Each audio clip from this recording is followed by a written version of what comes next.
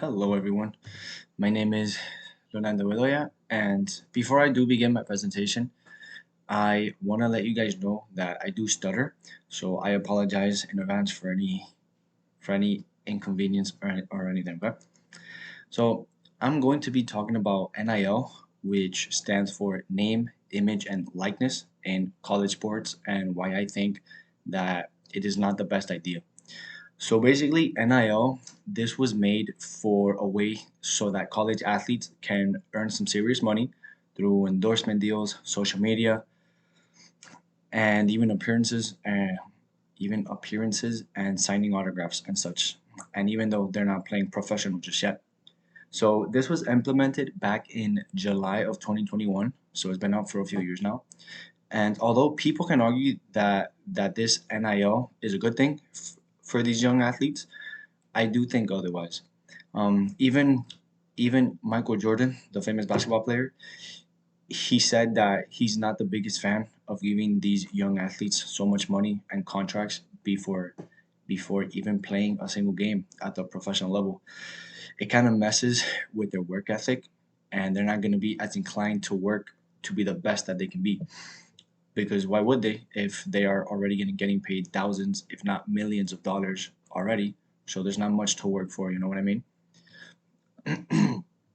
They're getting paid basically on what people think that they can become, but haven't yet because of the work that needs to be put in.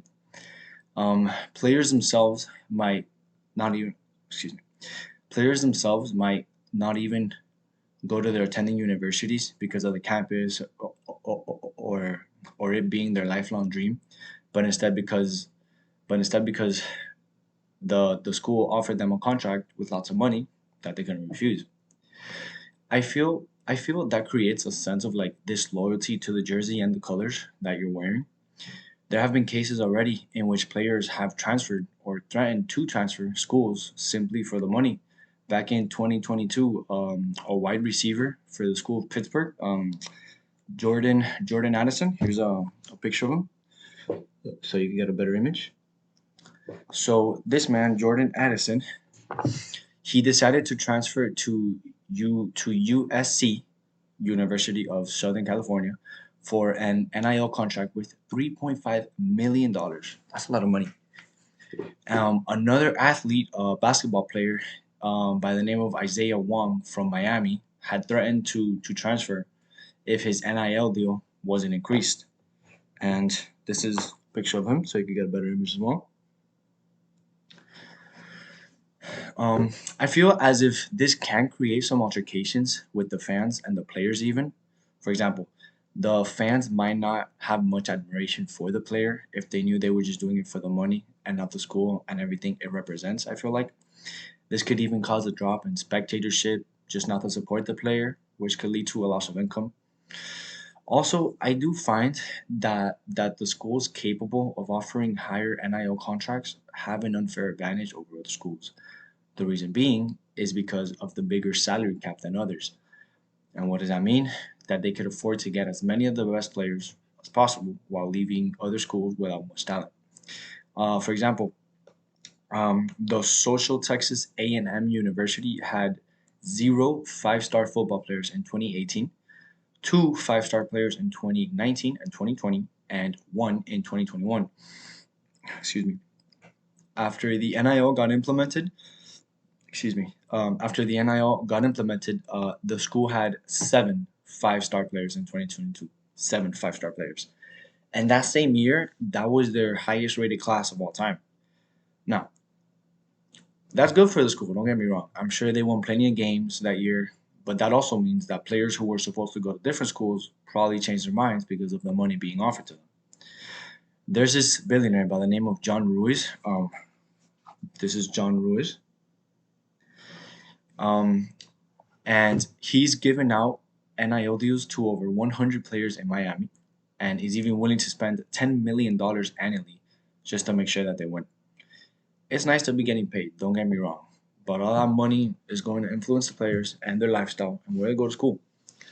Tim Tebow or Team Tebow, he's a former Florida Gator and Denver Bronco quarterback.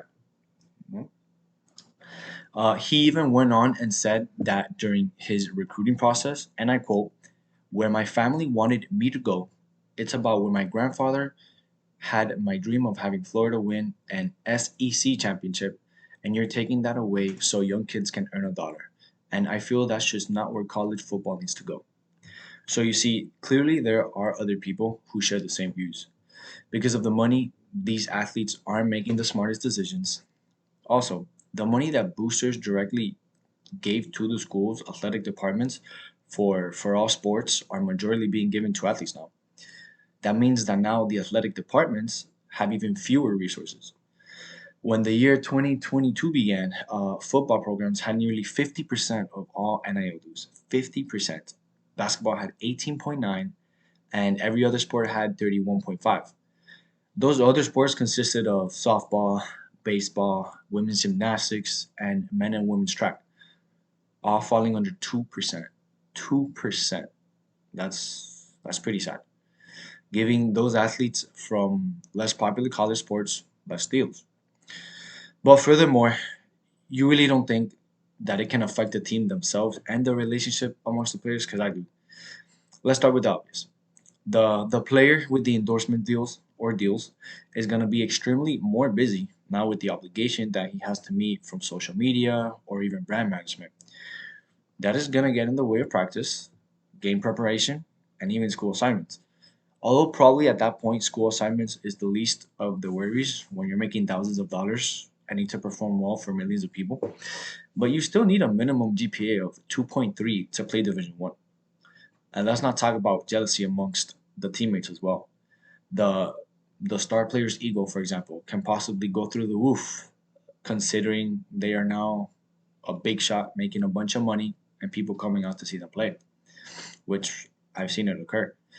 Um, I feel that could 100% take a toll on the relationship that they have with their teammates because others might have a sense of being undervalued or underappreciated even, and that could lead to a rash decision on the field that could potentially lead to a loss, and even worse, altercations between once good friends, which obviously interferes with the team dynamics. Um, I also feel that this could translate negatively when they go professional and therefore affect the professional sport itself. But by that I mean, excuse me, by that I mean that they are already coming into the league with a huge ego, right?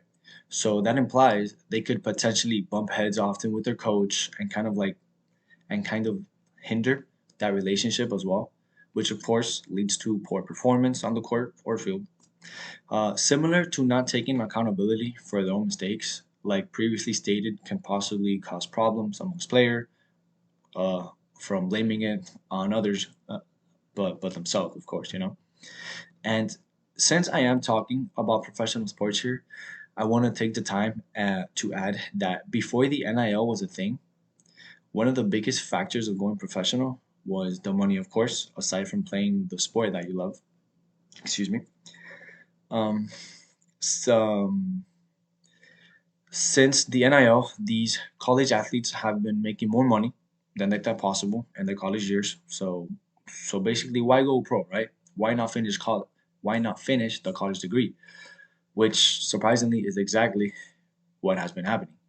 According to ESPN, because of the NIL money being earned, the players, they are more likely to continue school rather than go pro. There was an 18% decline in college athletes declaring for the NFL draft in 2023 compared to the previous year. Two men's college basketball players remained in school because of how big their NIL contracts were for them. One of them was Colin Castleton. Here's a picture of him, so you can get a better image. This is Colin Castleton, and the other Oscar Tushibe. Here you go, Oscar Tushibe.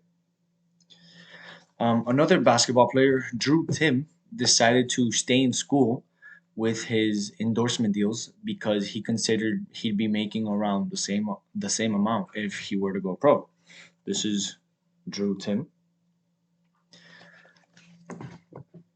He also went on to say that he would take that time to find other paths rather than a but rather than a basketball career.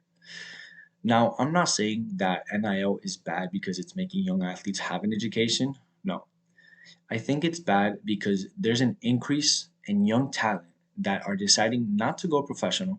And I think that affects the sport in a negative way, considering that those young guys and girls aren't going to be the future of the sport and potentially be one of the best and bring entertainment and change the game for the better. And those are my reasons on why I'm not a big fan of the NIL, name, image, and likeness. Thank you guys.